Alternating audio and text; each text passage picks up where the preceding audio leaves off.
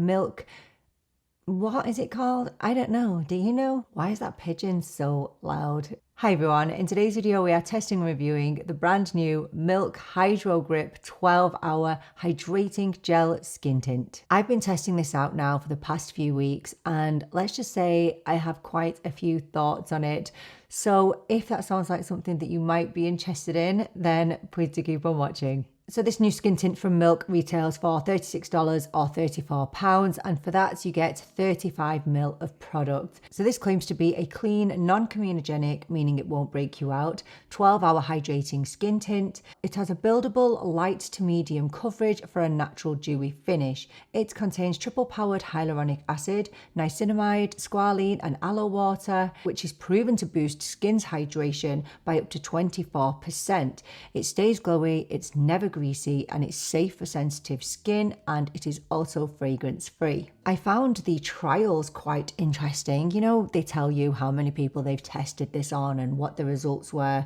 100% of 29 people said that this doesn't cake or look patchy. 100% said that it doesn't irritate the skin. And 96% said that the skin looks and feels smoother with a fresh, natural, dewy glow. This tint is available in 15 shades, which are designed to be flexible. So this is where we encounter our first set of issues with this skin tint. I picked up shade 7. Now, I spent a lot of time researching what shade I would be because it's not a cheap product, okay? £34 I think is a lot of money for a skin tint, so I wanted to get the shade right. So I have a light to medium olive skin tone. I'm kind of, I would say a neutral olive, but I do have some muted warm undertones, which is fine. If there's not a specific olive shade, I'll go for a neutral shade and I'm fine with that. So with these shades being flexible, I wasn't massively worried, but just to make sure, I went on to foundation. Now, I don't always use foundation because I can generally pick well enough most of the time my shades. But if I'm stuck between kind of 1 or 2 shades and I was trying to decide between 6 and 7, I went on to foundation, put in all of my perfect foundation shades, and foundation is usually very, very accurate for me. And foundation was very insistent that I choose a shade 7. So I went for shade 7. And yeah, we have an issue with shade 7. So I know I've already shown you what shade 7 looks like there, but I'll show you again. So the first thing I just want to say is, can you see the tube? It's an absolute mess. The product just leaks out of the tube, which is not only wasteful, it is annoying. Okay, so it's literally everywhere. So this is shade 7. There it is, and should be a medium neutral. Now I'm going to put a daylight swatch on here as well because I feel like on the monitor here, it does look neutral, but it's not. It's very, very warm. Flexible shades will only work if you have the correct undertone. So 6 was a cool undertone, neutral leaning cool, which is not me, but this is just straight up warm. In my opinion, okay? I'm sure there are people out there who have shade 7 who think that this is perfect. When something like that happens, I have to go and have a look to see whether this is a me issue or whether it's a general issue. So I did find a couple of reviews. I'll pop one on the screen now. This is from the Sephora website, and it was actually an incentivized review as well that said that they don't believe that shade 7 is a neutral shade. I did contact Milk. Now, I did not buy this from Milk. I bought it from Space NK, but there's no point in contacting Space NK because they won't give refunds for wrong shades. So I contacted Milk because I was annoyed. So they tried to fob me off initially, but then they said they would get back to me and they would resolve the issue within 5 days, but I'm still waiting. And I also suspect that it oxidizes as well. Okay, so you'll be able to judge for yourself. So you have to see past the shade today in order to take this review in. So that's all I'm going to say about that. So I have been wear testing this. I have tons of bits of footage to show you once I've applied this. And I've tested it with and without a primer. I'm going to put today primer on one side and no primer on the other. So I'll put some primer on this side and no primer here, just so that you can see if you think there's a difference between the two, but I can tell you before we get into the conclusions that this skin tint definitely wears better with a primer in my opinion. Now my current favourite primer is the Vive Super Skin Nova. I really love this, but it's kind of glowy and I don't want to add any more glow to this product today. So instead I'm going in with the Huda Beauty Easy Blur Primer. So we'll pop that on this side.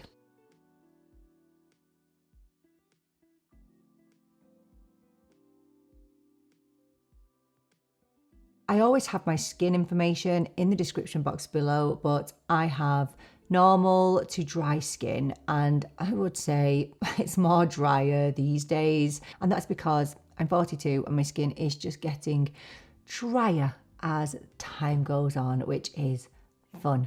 I'm going to let that primer sit for a minute, and while I do, I'm going to apply the skin tint on this side, and I'm going to do this with my fingers. I know, are you surprised? I hate using my fingers for my makeup. However, I know that people will probably get a little bit mad if I don't apply it with my fingers, because I guess that is the best way to apply a skin tint. But I'll use my fingers over here and then I'll use a brush on the primed side. So I'm just going to pop a little bit on the back of my hand. Again, you have to see past the shade here, okay? Because it's not correct. Just please bear that in mind and see past it. Look, it's just too dark. But once we rub it in, it's fine. We can make it work. So I've got a few little issues around, you know, as you do, a few little blemishes. So we'll just start by rubbing it in. And honestly, this does feel really different to any other skin tint that I've tried, to be honest. It has that gel-like consistency, and honestly, I feel like it blends really beautifully. There's absolutely no issue with blending that into the skin. And do you know, it gives an amazing amount of coverage, this skin tint. So you can see there how it's just evened out my skin tone, and you know, the shade doesn't look absolutely horrific. And you don't need a lot. I mean, I barely touched it. That's the whole point with a skin tint, I think, that you can still see your skin through there. I mean, you can still see my blemish and things like that, and that's normal for a skin tint. It's not supposed to be full coverage. So I'll just finish off the rest of this side.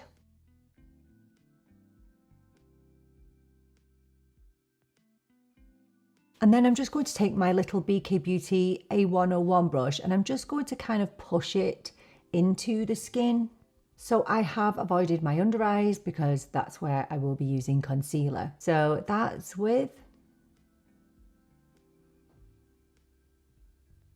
and that's without. So now I'm going to use this brush, the BK Beauty brush, and I'm going to dip into what's left, and I'm going to finish off and do the primed side. Okay, so the skin tint is fully applied now. So this is the primed side.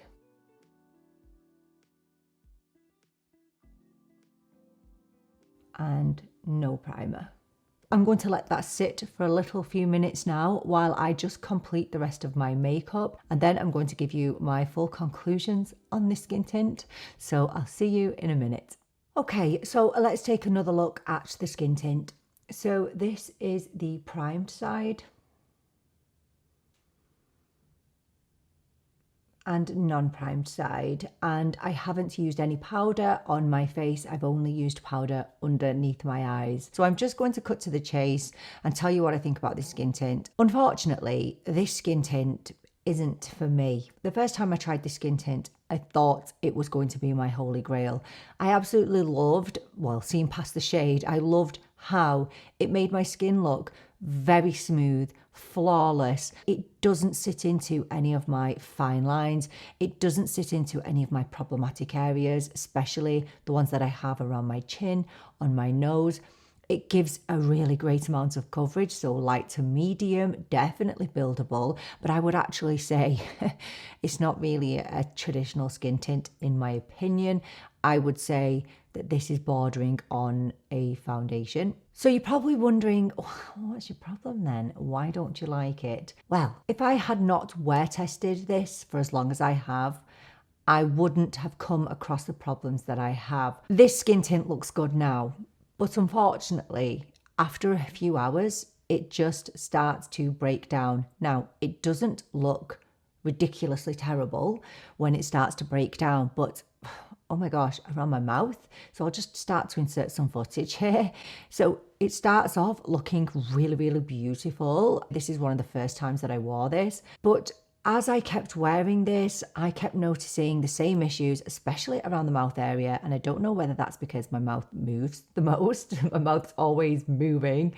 And maybe that's the reason. But honestly, this skin tint just starts to look patchy, which is really shocking to me, especially because they claim that 100% of people claim that this skin tint never looks patchy, but I've just had the opposite experience of that. And here is 7 a.m. in the morning, think it looks really beautiful, really flattering. But then, 7 hours in, it has completely broken down on my skin and it doesn't look good anymore.